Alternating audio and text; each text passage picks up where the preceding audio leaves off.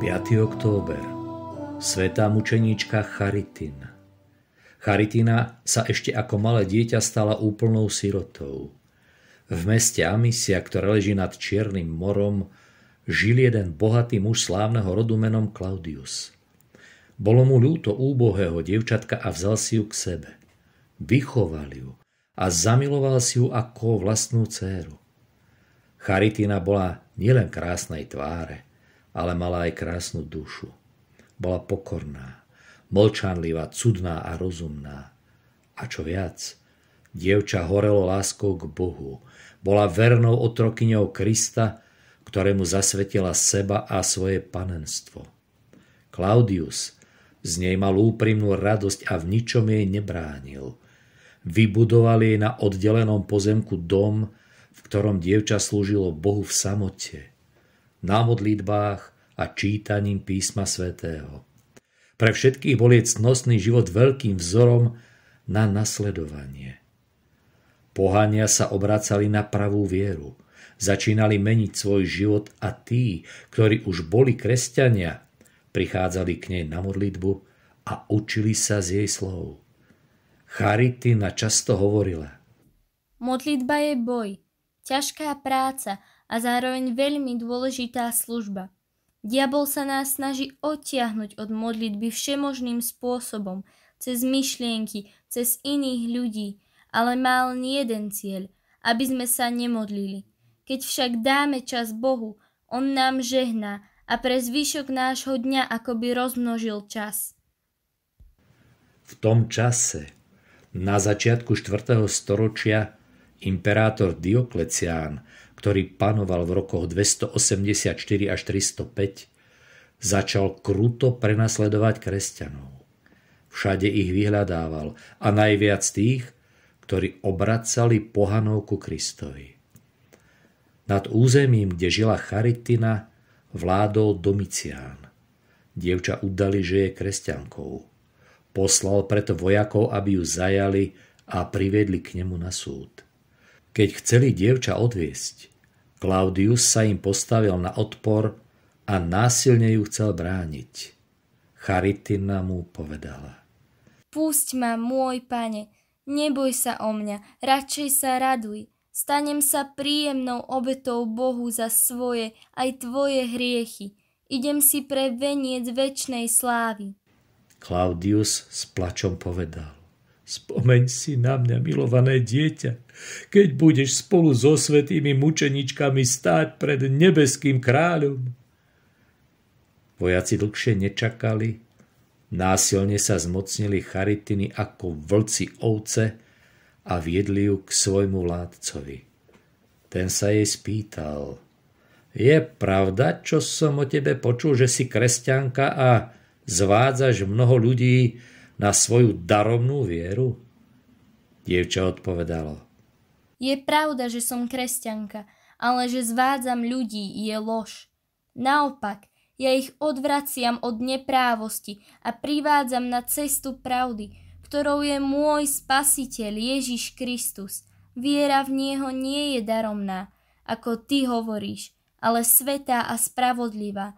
Vaša viera je naplnená všetkou možnou nečistotou, pretože vy veríte démonom a plníte ich vôľu. Keď to Domicián počul, veľmi sa rozhneval a prikázal Charitinu bez milosti biť. Potom jej zavesil na krk železné jarmo a poslal k sudcovi. Ten jej ukázal mučiace nástroje a povedal: Zmiluj sa nad sebou, príjmi moju dobrú radu a prines obetu nesmrteľným bohom. Tým si nakloníš bohov, aby sa nad tebou zmilovali. Aj od kráľa dostaneš milosť, zachováš svoju krásu, mladosť a unikneš mukám. Len tak sa môžeš zachrániť, inak zahynieš v krutých mukách. Mučenička pozdvihla oči k nebu, kde hľadala pomoc a mučiteľovi povedala: Si zlý a nespravodlivý sudca, ale ani svojou prefíkanosťou nič nedosiahneš. Nepodarí sa ti zviesť ma prázdnymi sľubmi, ani ma nevystrašíš, keď mi hrozíš mukami. Žiadnym spôsobom sa ti nepodarí donútiť ma k modloslužbe a nezmeníš môj úmysel trpieť za Krista. Premýšľaj ale, čo je pre teba užitočné a prestaň sa kláňať bezduchým modlám, aby si nezahynul s démonmi, ktorých ctíš ako bohov. Sudca nechcel prijať pravdu, začal sa Charitine vysmievať a prikázal jej ostrihať vlasy. Charitina to trpezlivo zniesla ako ovca, ktorú vedú na porážku. V srdci však volala k Bohu, aby jej dal silu zostať mu vernou až do konca. Keď tak ostrihaná stála pred všetkými, zrazu jej začali rásť nové vlasy. Bolo ich viac a krajšie než predtým. Keď sudca zbadal tento zázrak, rozhneval sa a rozkázal jej posýpať hlavu rozpáleným uhlím a aby bolesť ešte zväčšil, rany polievať octom. Svätá sa v bolestiach modlila. Páne Ježišu Kriste, Ty si pomocníkom tomu, kto v Teba dúfa. Ty si zachránil pred ohňom 3 svätých mládencov. Ponáhľaj sa mi na pomoc a posilni ma v mukách, ktoré príjmam kvôli Tebe, aby nepriatelia nepovedali, kde je jej Boh. Po modlitbe pocítila úľavu a ďakovala Bohu. Kat však vymýšľal nové a väčšie muky. Prikázal prebodávať jej rozpálenými železnými prútmi kožu na hrudi a sviečkami opaľovať rebrá. V týchto mukách dievča neprestávalo srdcom aj ústami volať Sväté Božie meno. Zdalo sa preto, akoby ani necítila bolesť. Bola rozpálená silnejším ohňom. Božou láskou. Mučiteľ potom rozkázal utopiť Charitínu v mori. Po ceste vzývala mučeníčka Boha. Ďakujem Ti, Ježišu môj, že kvôli Tebe budem hodená do mora. Prosím, ukáž na mne svoju silu, aby bolo ešte viac oslávené Tvoje sväté meno. Vojaci priviazali na krk mučeníčky veľký kameň a hodili ju do vody.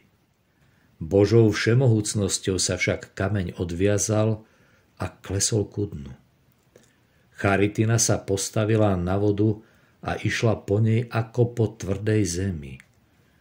Prišla na breh. Postavila sa pred sudcu a povedala mu. Vidíš silu môjho všemohúceho Boha? Uver v Krista. Mučiteľ bol taký ohromený, že nebol schopný slova.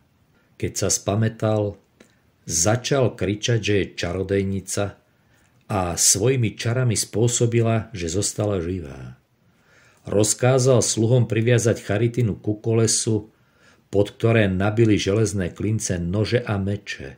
Okrem toho nasypali pod koleso ešte aj rozpálené uhlie.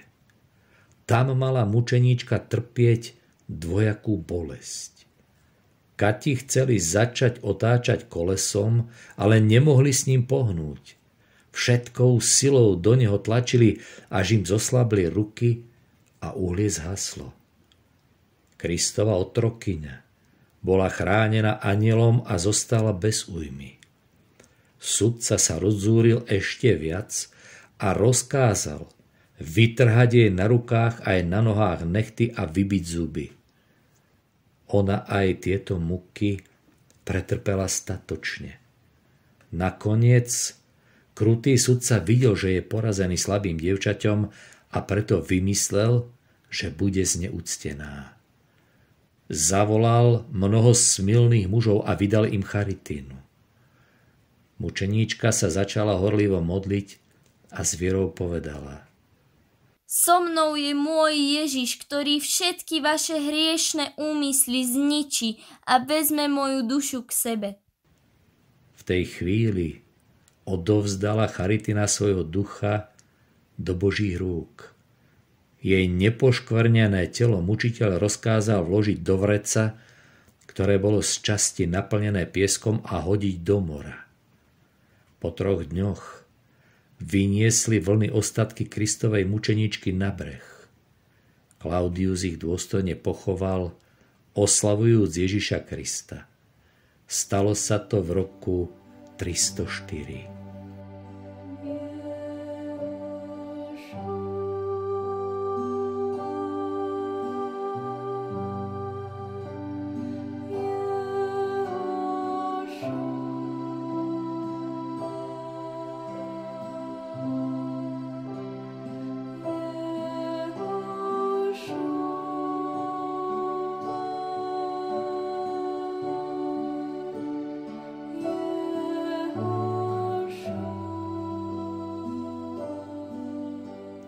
Svätý Damián Pečerský. Keď je niekto chorý duševnou chorobou spolu s telesnou, písmo hovorí, nech zavolá starších cirkvi a potierajú ho olejom. Tak konal aj bohumilý prezbiter, ctihodný Damián, ktorý žil v Pečerskom kláštore za čias ctihodného igumena Teodózia.